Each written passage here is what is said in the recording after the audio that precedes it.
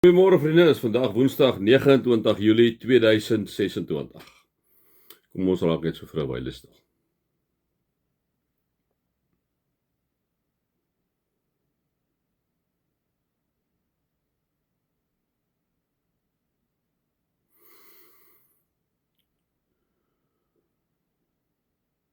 Onse Vader wat in die hemel is, laat U naam geheilig word, Here, in ons lewens, waar ons ook al is en waar ons ook al bevind.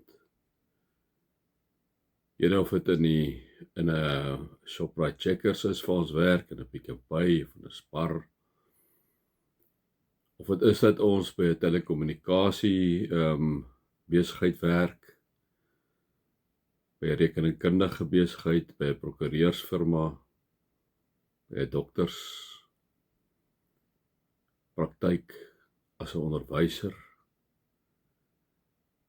Here, as 'n motorwerktuigkundige of 'n swyser of 'n houtwerkkundige of 'n ingenieur of 'n IT spesialis. Here, en so kan ons aangaan. Here, laat U naam geheilig word deur dit wat ons daar by ons onderskeie werke doen. Amen. Vriende, mag daar vir julle genade en vrede en oorvloed wees, omdat julle God ken, Jesus ken en die Heilige Gees ken.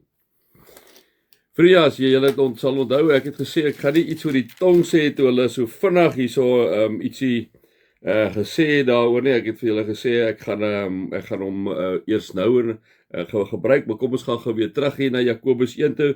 Jakobus 1 sê vir ons, as iemand dink hy's godsdienstig, maar hy hou nie sy tong in toom nie, bedrieg hy homself en sy godsdienst is waardeloos. Nou vriende, dis harde woorde wat hy sê daar. Hy sê, as iemand dink hy's godsdienstig, maar hy hou nie sy tong in toom nie, bedrieg hy homself en sy godsdienst is waardeloos.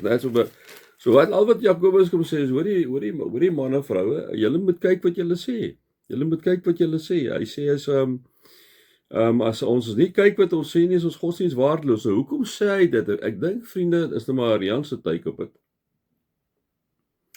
Is dat wanneer ons in die openbare domein is, en ons hou nie ons tong in toom nie, ons sê nou ons is kinders van die Here, maar vriende, ons vloek en skel en gaan te kere.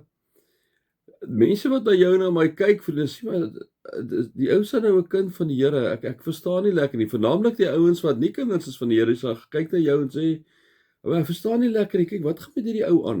Wat gaan met hierdie vrou aan? En ek weet, vriende, ek vat hom nou so 'n bietjie verder. Ek dink dit is 'n gedeelte daarvan wat hy sê, maar dit is nie heeltemal wat hy sê nie. Maar ek dink tog ons moet baie mooi kyk hoe ons praat. Nee, ek praat nou hier spesifiek van vloek. Ek self, ons almal, ons moet baie mooi kyk waar ons ook al praat in die openbare, waar ook al mense hoor vir jou. Jy dink baie keer mense hoor jou nie. Dis die een kant net. Onthou wat hy sê, dit gaan nie net oor jy 'n paar vloekwoorde sê, nou is jy jou godsdienst waardeloos nie.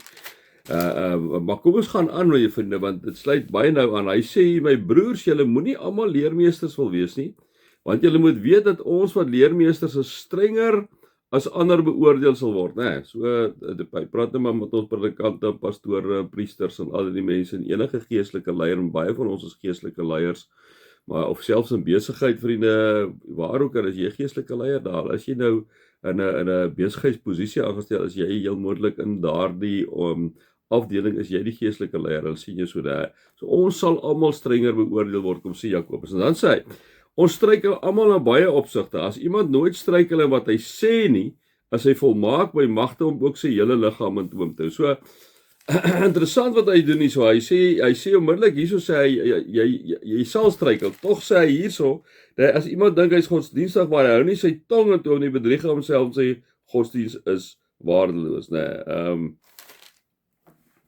So, dit lyk amper of hy 'n bietjie hom kontradikt in wat hy kom sê, né? Nou, ek dink, onthou nou, ek chat dit met julle vriende, ek het nie gaan diep eksegese doen goed nie, ek lees hom net so naïef, né? As iemand dink hy's godsdienstig, maar hy hou nie sy tong in toom nie, bedrieg hy homself en sy godsdienst is waardeloos. Dan gaan hy aan sy egte en suiwer godsdienst vir God die Vader, is om weeskinders en weduwees te wees en hulle omstandighede by te staan. Nou ek dink maar net vriende, dit is dat jy ook baie keer jou tong nie in toom hou nie, is dat jy goed kan beloof wat jy nie gee nie. Jy moet ook besop vriende dat jy nie jou woord vir iemand gee en jy kom dit nie na nie. Dit is ook om jou tong nie in toom te hou nie, om sommer los en vas met jou tong om te gaan, om sommer jy sê goed te beloof en jy kom dit nie na nie. Mense trek dan jou integriteit in toom, in twyfel. So wat gebeur? Jou godsdienst raak later aan waar is vernaamlik as jy kind is van die Here en jy gee 'n woord vir iemand en jy doen dit nie, né? Nou lê ek verder. Kom ek sê jy leer geld vir iemand, maar jy die persoon wie geld die geld uitbetaal, het die geld terug nie. Maar hy het gesê of sy het gesê sy sal die geld terugbetaal, né? Dit beteken ook jou godsdienst is waardeloos want wat doen jy? Jy kom nie na wat jy beloof het nie. Jy het jou tong sommer laat vinnig sê, nee, dis raai, ek sal dit en dit doen, maar jy kom dit nie na nie, né? So, dit lê op 'n verskeidenheid van vlakke, vriende. Ek chat maar net met julle, né? So hy sê as ons struikel almal in baie opsigte, as iemand nooit struikel wat hy sê nie, sy volmaak by magte om ook sy hele liggaam in toom te hou. Nou dit is so, ons wiele val baie keer af, né? Maar dit is nie vir ons vrykaartjie vriende om maar te doen en te sê net wat ons wil, omdat ons sê ag man, maar jy weet ons struikel maar almal nie. Ons moet altyd daarna poog om te kyk hoe ons praat. Dis die een ding wat ek en jy volle beheer oor het.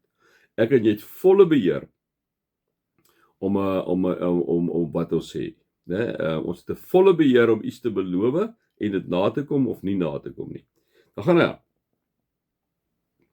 Hy sê vir perde sit ons 'n stang in die bek en dan gehoorsaam hulle ons en het ons hulle hele liggaam onder beheer.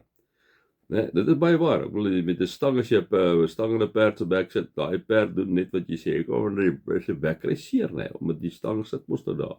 So jy kan met daai perd eintlik doen net wat jy wil as jy 'n stang in sy bek sit. Nou, God kan dieselfde met ons doen. Hy kan elke keer as ek en jy verkeerde ding sê, kan hy jou verskriklike tandpyn byvoorbeeld laat gee, nee. 'n verskriklike tandpyn. Om jou te dwing om te sê wat jy moet sê. Dis nou amper van ons terme om 'n stang in jou bek te sit soos by 'n perd, né? Maar hy doen dit nie. Dink ook maar aan skepe. Al is hulle baie groot en al is die winde wat hulle aandryf baie sterk, word hulle tog met 'n baie klein roertjie gestuur, net waarheen die stuurman wil.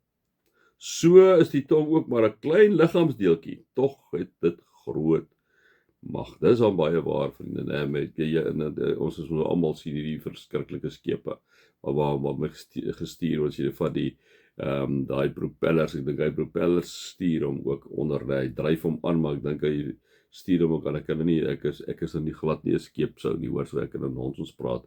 Wat ek miskien dryf die proppe hulle net aan en is daar 'n ander stuurmeganisme.